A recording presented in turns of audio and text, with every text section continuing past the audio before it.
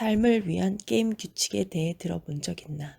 이제는 삶의 법칙이 세상에 널리 알려져야 할 때가 된 것 같다. 삶의 법칙은 늘 비밀이라고 여겨왔다.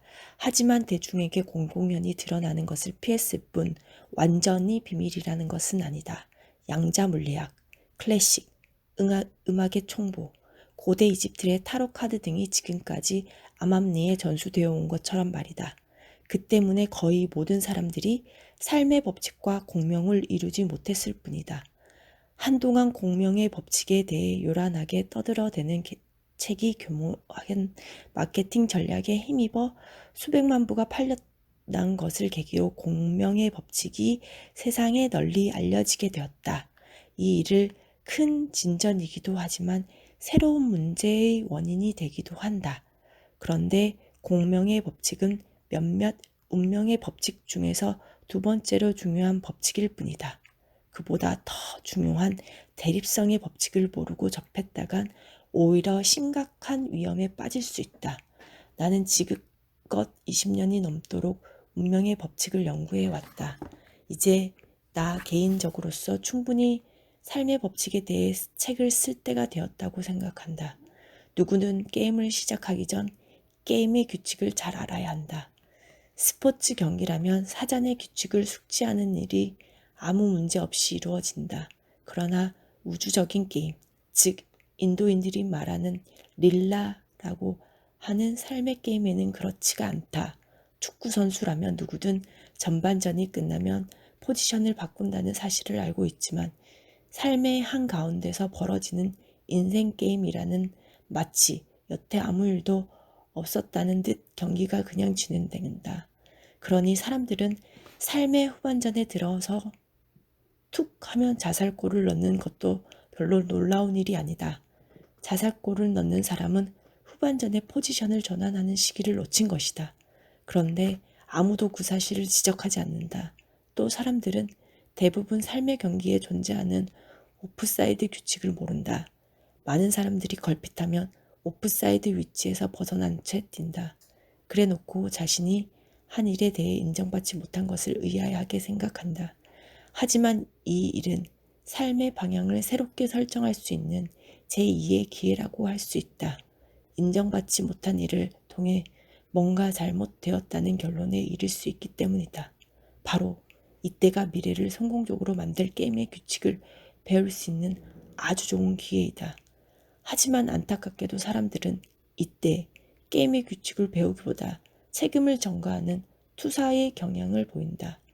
다른 사람이 넣는 골을 득점을 인정받았을 때 자신이 넣은 골은 인정받지 못했다는 그 책임감을 자신이 아닌 외부 또는 타인에게 돌린다. 그래서 심판을 욕하고 심판에게 자신의 무능을 전가하는 것이다. 인생 게임에서 전가의 대상은 바로 정치가, 기업가, 교사, 저널리스트, 의사, 특히 아내나 남편, 자기 자식들이다. 엄밀히 말하면 나를 제외한 다른 모든 사람이 욕을 먹는 심판관이라 할 수 있다. 이렇게 자신의 잘못에 대한 책임을 안에서 찾지 않고 밖에서 찾는 사람은 적대자로 가득 찬 세상을 만난다. 게임의 규칙과 법칙에 대해 아는 게 적을수록 불평이 많다. 반면 법칙을 이해하는 사람은 불평할 이유가 없다. 불평을 적게 하는 사람일수록 더 많은 것을 파악한다. 이런 사람은 규칙에 맞는 행위로 성공을 거둔다. 걸림돌도 겸손한 마음으로 받아들일 수 있다. 그렇다고 세상의 폐해를 비판 없이 받아들여 두 손 놓고 가만히 있으라는 소리가 아니다. 이 책은 독자에게 기존의 사고방식이 아닌 완전히 새롭고 심오한 견해를 전달하려고 한다. 방정식 a제곱 더하기 b제곱은 c제곱으로 알려진 피타고라스는 두 영향권으로 나뉜 학파를 설립했다. 하나는 엑소테로스라고 하는 외부 영향권이고 또 하나는 에소테로스라고 하는 내부 영향권이다. 내부 영향권이 수의질 같은 사물의 본질을 파고들었던 반면 외부 영향권은 이런 지식의 실용적 활용, 예를 들어 계산처럼 수를 다루는 일을 과제로 삼았다. 에소테리스크라는 용어는 내부 영향권으로 나왔는데 바깥 세계를 지향하는 외부 영향권은 추진력을 제공한 내부 영향권으로 점차 관과하다가 완전히 잊혀지는 것이다. 그러니까 에소테리크라는 단어는 원래 내부 영향권에서 연구하던 사물의 본질에 대한 지식과 운명의 법칙을 이르는 것이다. 내부 영향권의 학설을 뜻하는 에소테리크는 오늘날 이른바 에소테리크라는 이름으로 이루어지는 모든 것과 전혀 관계가 없다. 비유하자면 종교라는 단어에서 비롯된 무수한 오해와 각양각색의 종교 집단에서 자행하는 공포 시나리오가 원래 종교가 의미하는 것과 전혀 무관한 것과 마찬가지다. 내부와 외부 영향권에서 나온 흔적들은 지금도 수많은 전통에서 살아있다. 내부 영향권은 회원수가 적을 만큼 항상 규모가 작다. 이슬람에서 내부 영향권으로 수피 교도와 박탈 종교 승려가 있고 외부 영향권으로는 수피나파와 시아파 교도가 주도하는 거대한 정치적 세력이 존재한다. 기독교에는 요하네스 교파가 세간에 거의 알려져 있지 않는 대신 베드로 교파가 비롯된 카톨릭 교회의 거대한 세력과 이후에 개신교로 분리된 교회가 존재한다. 영향권이 따로따로 경험한 것을 왜 이 책을 통해 전달하려는지 알아야 할 때가 되었다. 또한 피타고라스 학파의 외부 영향권이 그동안 매우 발전해 자연과학이라는 거대한 장을 형성하는 등 널리 세력을 펼쳐온 반면 내부 영향권에 대해서는 관심이 적었지만 이제 점차 두 영향권은 간의 내용적 접근도 이루어지고 있다. 게임의 규칙을 정확하게 알고 그것을 능수능란하게 익힌 사람은 게임을 더 쉽게 잘한다. 모든 게임이 그렇다. 인생이란 게임도 마찬가지다. 법칙의 위계. 세상 모든 것에는 법칙과 위계가 있다. 세상 모든 종교와 문화의 만물에 대한 균형추 역할을 하는 단일성이 존재하는 것에 대해 사람들은 대부분의 의견이 일치한다. 이와 관련해 소규모 내부 영향권의 전통은 만물의 근간을 이루는 당일성을 중시하지만 외부 영향권은 그것에 대해 대체로 신경 쓰지 않는다. 대부분의 문화와 종교에서 내부 영향권의 핵심과 관련한 단일성 또는 신을 이야기한다. 그래서 이른바 상위 종교라는 유일한 신이 존재한다는 것에 대해 의견의 일치를 보이고 우리는 그것을 유일신교라 부른다. 그러나 다신교에서도 여러 신을 창조하고 신의 운명과 특성을 정해준 명명할 수 없는 또 다른 상위의 존재를 전제한다.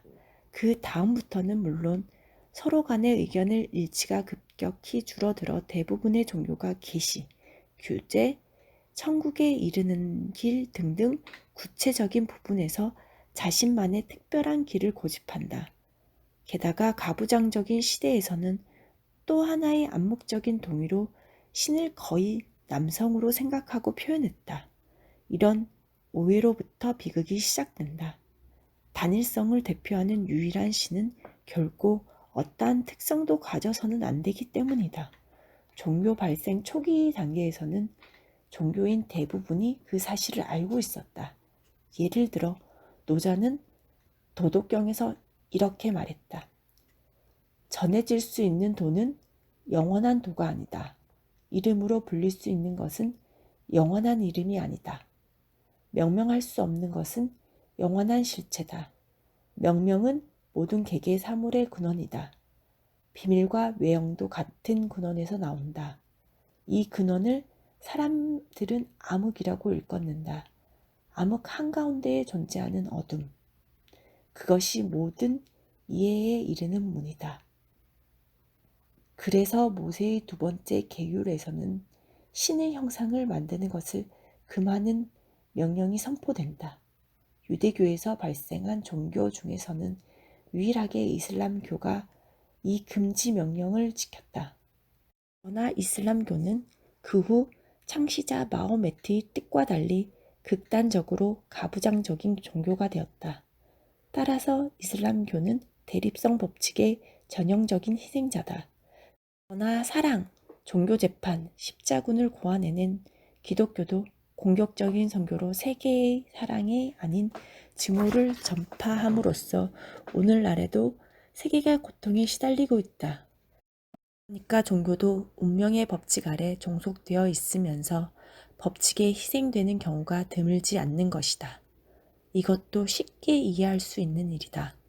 종교가 비록 단일성을 지향하지만 그리스도가 분명하게 밝혔듯이 단일성은 현세의 것이 아니기 때문이다. 우리는 지상에서 오직 의식 속에서만 단일성을 경험할 수 있다. 물질로 이루어진 현세의 삶은 단일성 다음으로 가장 중요한 법칙인 대립성 법칙의 존중을 요구한다. 대립성은 단일성의 반대극이다. 그리스도는 이와 관련해 악마를 현세의 주인이라고 했다. 그리스도는 아버지, 즉 단일성에서 나와 악마가 주인으로 있는 이원성의 세계로 온다. 악마는 갈라진 두 개의 뿔로 자신을 상징한다. 따라서 주인은 악마가 자신의 세계에서 나타났을 때 그리스도가 악마를 존중의 태도로 대하는 것은 놀라울 게 없다. 한편 그리스도는 이 세계의 일부가 되어 현세에서 권력을 얻으라는 악마의 제안과 유혹을 단호히 거절한다. 악에서 악마가 유혹하던 때의 말이다. 그리스도의 관심사는 대립된 이원성의 세계에서 나와 아버지 곧 단일성의 세계로 돌아갈 수 있는 길을 사람들에게 알려주는 데 있었던 것 같다. 단일성과 대립성 내지 이원성의 비례 관계를 보여주는 그림은 원 또는 만다라의 그림에서 중심과 주변과의 긴장 관계로 나타날 수 있다. 중앙에 있는 점은 단일성을 나타낸다. 단일성은 확정되지 않고 관념적 현상으로 표현되며 현세의 것이 아니다. 단일성은 하나이지 두 개가 아니기 때문이다.